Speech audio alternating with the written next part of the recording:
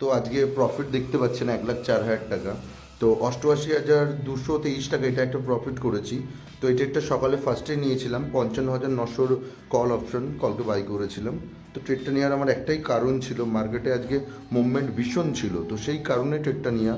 তো আমার অ্যানালাইসিস ছিল যে মার্কেট এখান থেকে 55,000 থেকে, তো এখান থেকে লং আপ যাবে, তো সেখান থেকে স্ট্যাডেল বানিয়েছিল, তো সেই জন্য ট্রেডটা নেওয়া ছিল। বাট সেখান থেকে হয়নি। তো সেখান থেকে ট্রাই করার পর প্রথমে আমার স্টপলস হিট করেছিল, তো স্টপলস হিট করার পর সেখান থেকে আমার টার্গেট এখান থেকে মিনিমাইজ করে একদম মার্কেট ভীষণ মুভমেন্ট দিয়েছে প্রায় 22-23 মিনিটের মধ্যে অ্যাপ্রক্স।